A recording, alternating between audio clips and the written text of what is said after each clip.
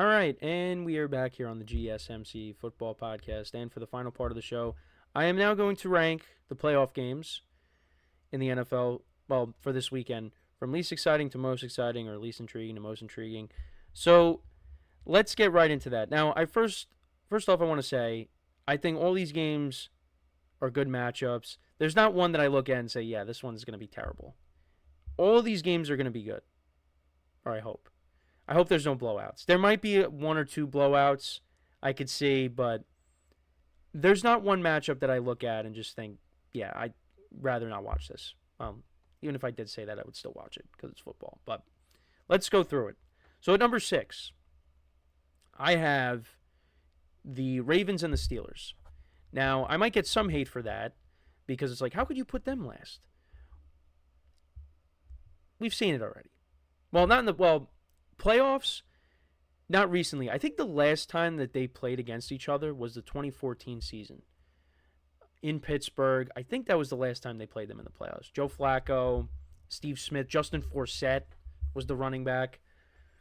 The Steelers didn't have Le'Veon Bell in that game because he got hurt in the regular season finale. Because if you remember, the Steelers had to win that game to win the division, and they did win the division. But then they had to play the Ravens in the first round, and they ended up losing that game. And Ben Roethlisberger against the Ravens that season, he threw 6 touchdown passes against them, and he did not throw 6 touchdowns in that game. Nope. But yeah, that was 10 years ago. It's crazy. But yeah, so the 10-year anniversary. Look at that, of when they last met in the playoffs, right? Because I don't think they play. Yeah, no, they didn't play them in the playoffs after that.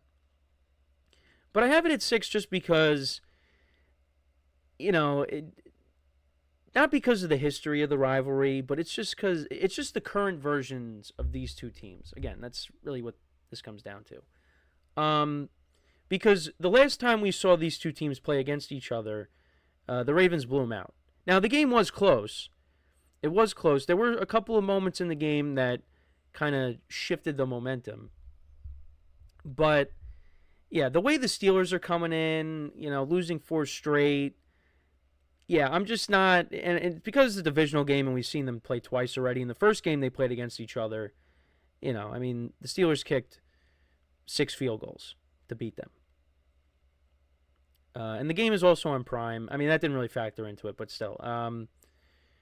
Yeah, I don't know. I'm not really juiced up for this game. Because Ravens-Steelers, that used to, I feel like this rivalry has kind of lost maybe some juice. I don't get. Maybe this is just coming from me because back in the day, when they used to have Ray Lewis and Troy Polamalu and all those guys, that was when the rivalry was at its peak. Now I just kind of feel like, hey, I mean it's still a rivalry, but I don't think it has the same flair like it used to. I think if you had that era of Steelers Ravens, if you had that era of those two teams playing in this game this weekend, it'd be ranked higher. And they have matched up in the playoffs before in that era. And one of them I just brought up, but that was after Ray Lewis. And actually, no, Polamalu was still playing in 2014, right? I think. Was it 2013 or 2014 when he retired? Either way, this game I have at 6. It's just because we've seen it twice already this year. And yeah, the Steelers are not coming in with the best momentum. Really coming in with no momentum. At number 5, this one, yeah, again, this list was hard to rank. I put the Chargers and the Texans.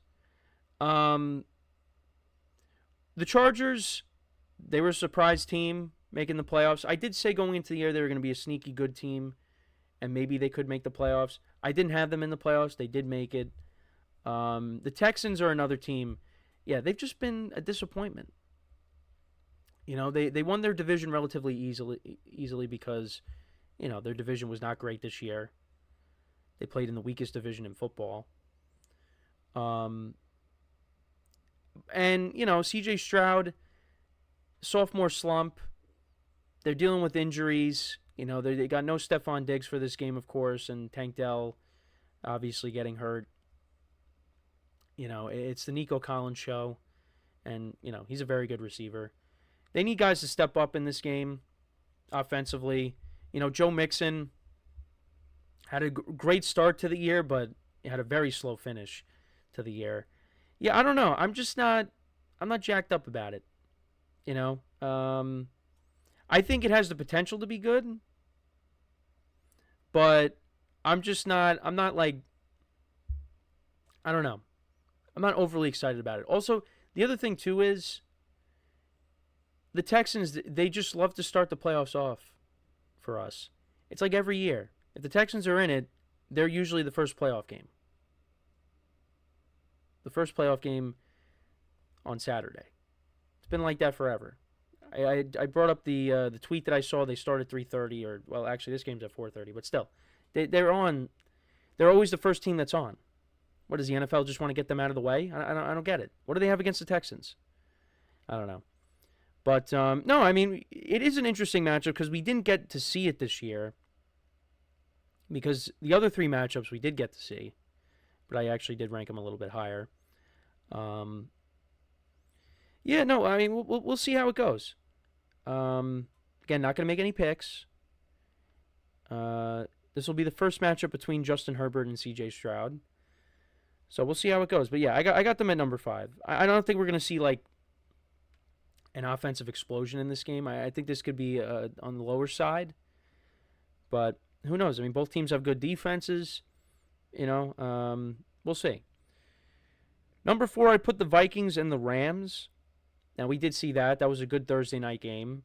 That was the week that the Rams got back Matthew Stafford and Puka Nacua, and they looked like a completely different team. And since that week, the Rams have gone on a run, and they won their division.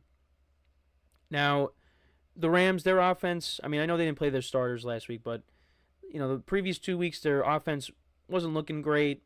I don't think we should get overly concerned about that. The defense has played better, which is good.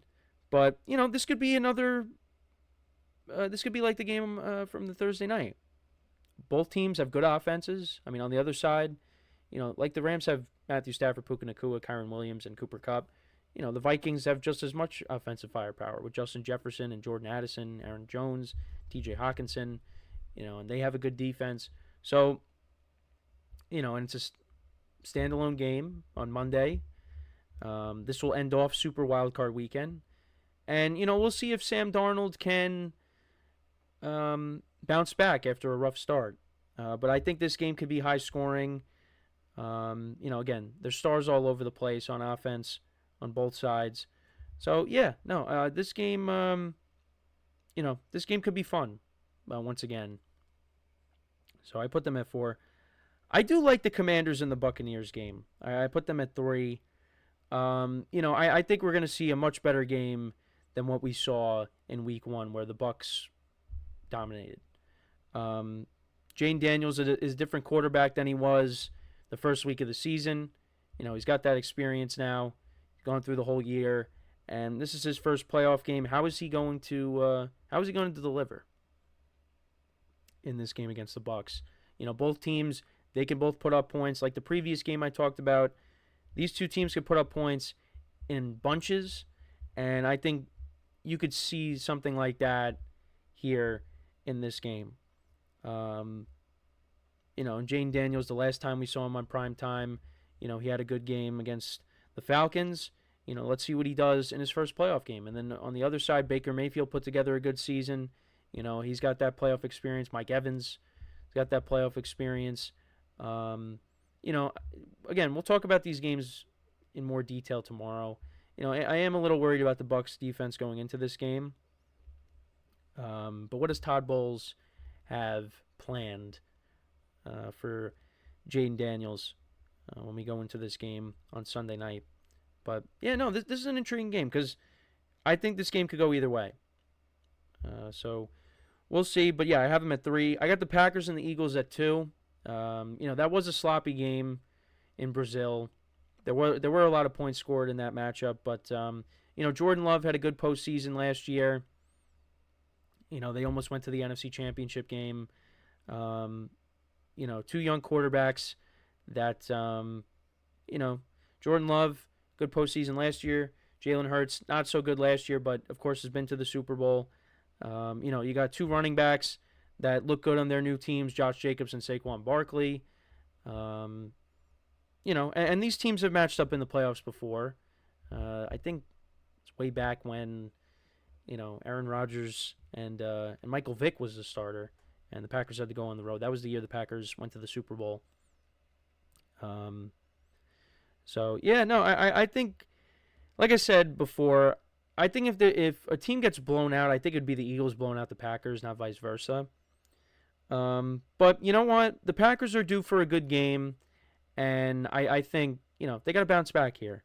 So I'm looking forward to this game. This game is the 4:30, middle part of Sunday. You got Burkhardt and Brady on the call. I think this is going to be a good game. Both quarterbacks are coming in banged up, but I think it should be good. And then finally, this is the one that might surprise you.